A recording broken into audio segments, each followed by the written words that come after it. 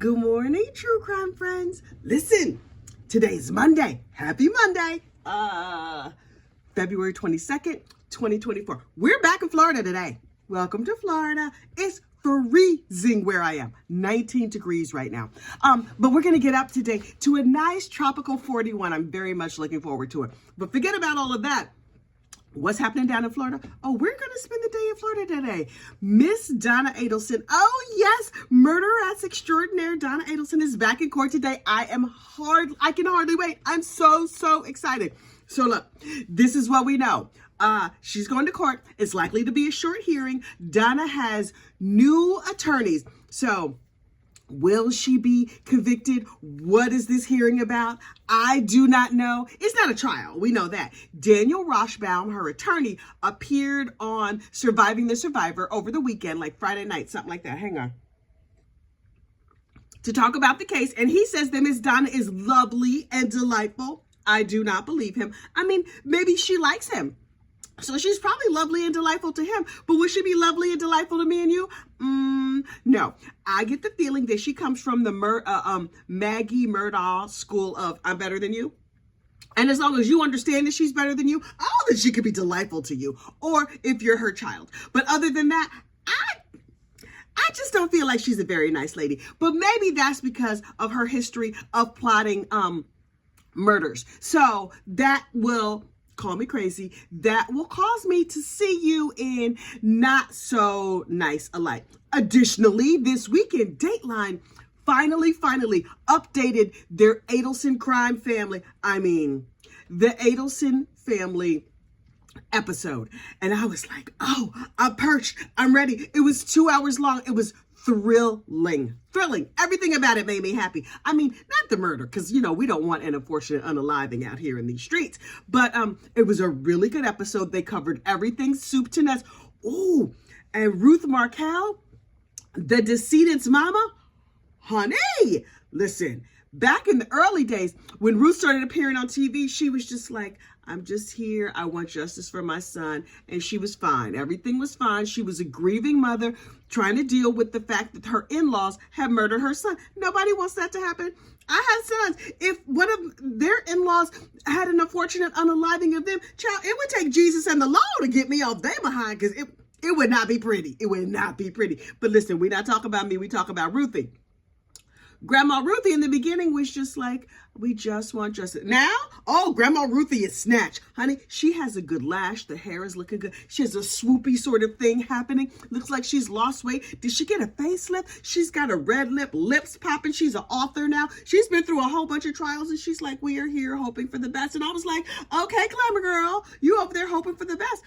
I am not mad at that. So I fully expect that Ruth will be there via Zoom. I mean, she's not coming all the way down from Canada to see that former mother-in-law of her son, who is clearly the devil, up here in court in her shackles and her jail jumpsuit. But Ruthie is just like, let me have my coffee with all my pinkies out and everything. And look at that old heifer all locked up. Where's Wendy? Do you think Wendy will be in court today? My bet is no.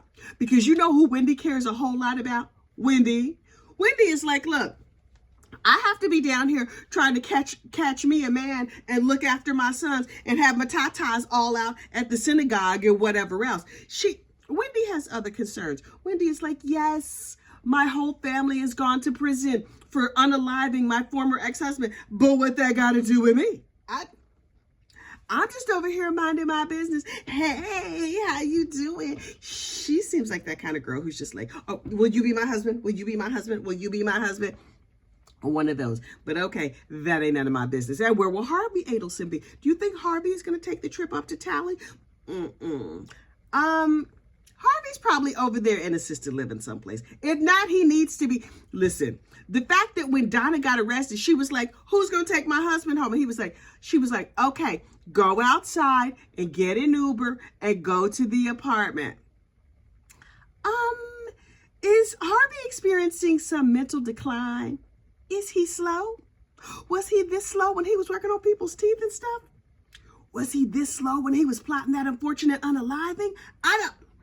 Look, Harvey is in the mix. I mean, listen, it's clear that Donna ran that whole family, and Harvey was like, okay, I will write the check to allow you to finance this unaliving.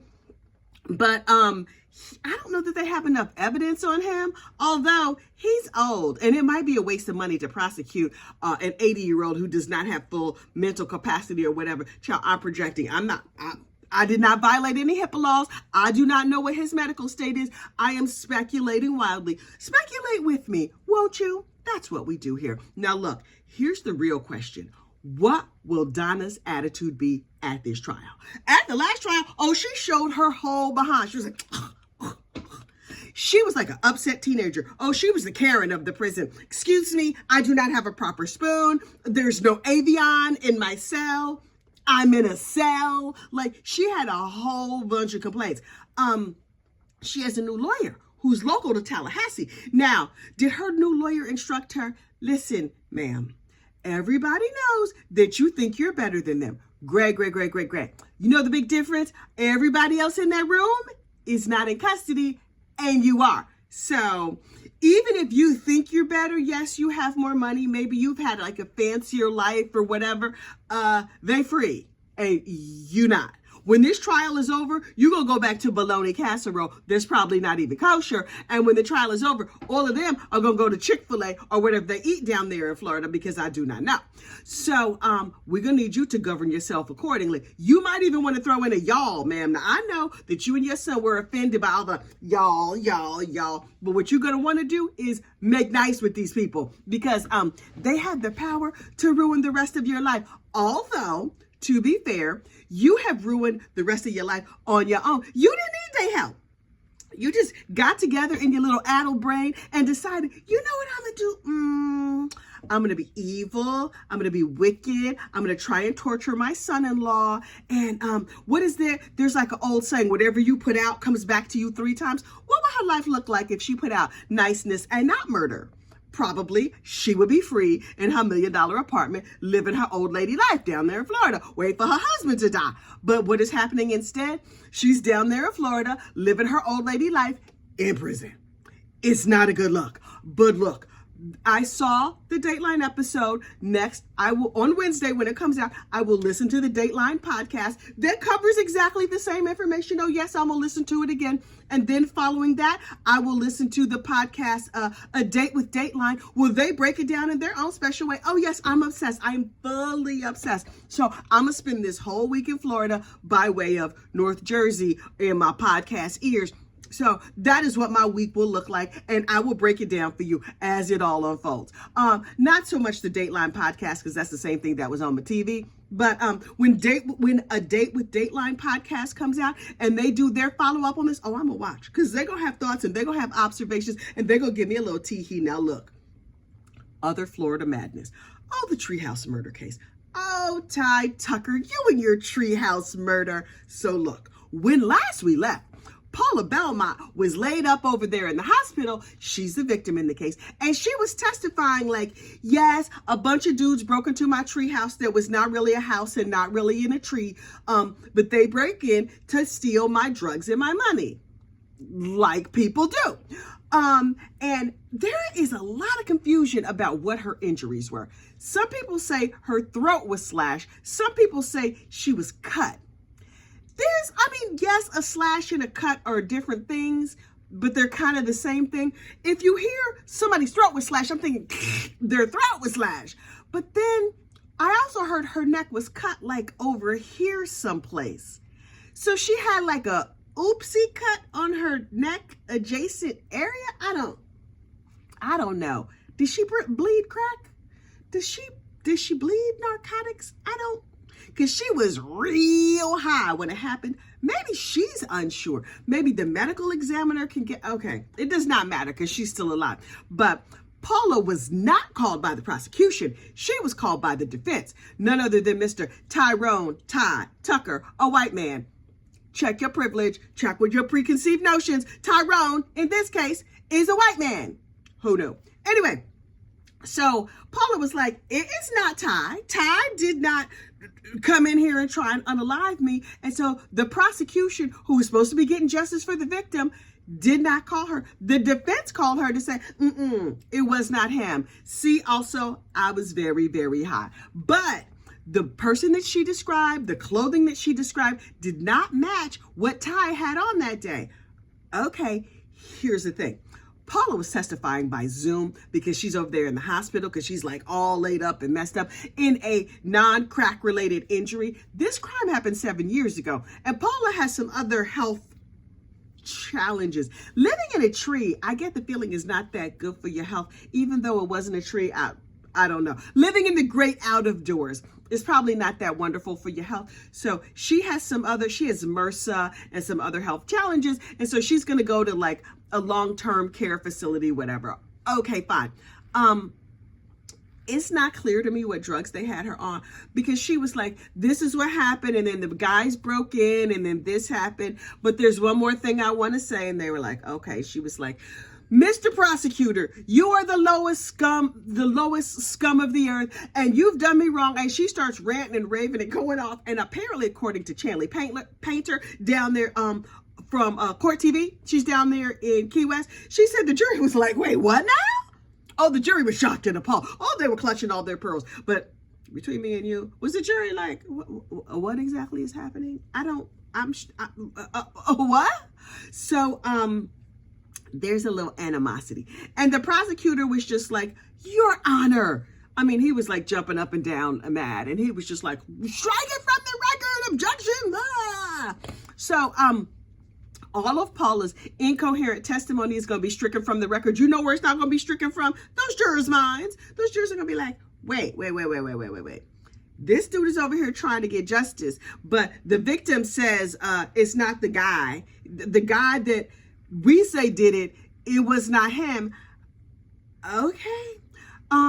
What was the conversation like at those jurors' dinner table? They're like, I can't talk about this case, but honey, you should have seen the mess that happened today. I'm not going to say what happened, but what happened was, please watch Court TV because it was crazy. So we're going to see what happens on that today. The judge is clearly very fed up.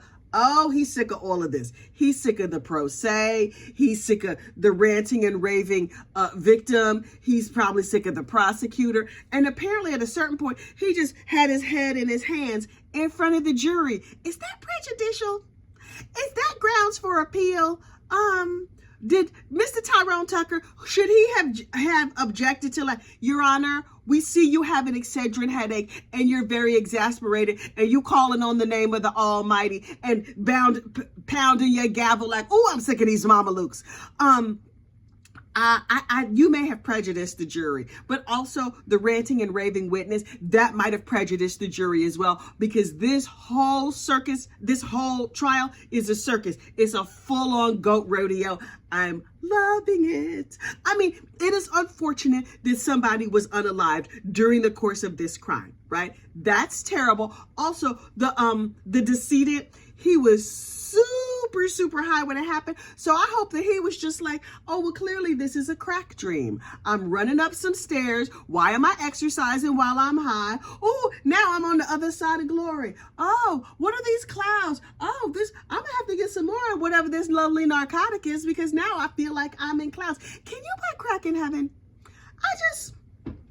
I'm not sure how that works. Right? Different people believe different things, because some people believe whatever you think is going to happen in the afterlife, that's what happens to you. So if you think you're going to go to hell and then you die, and then you'll go to hell if you've been a bad person.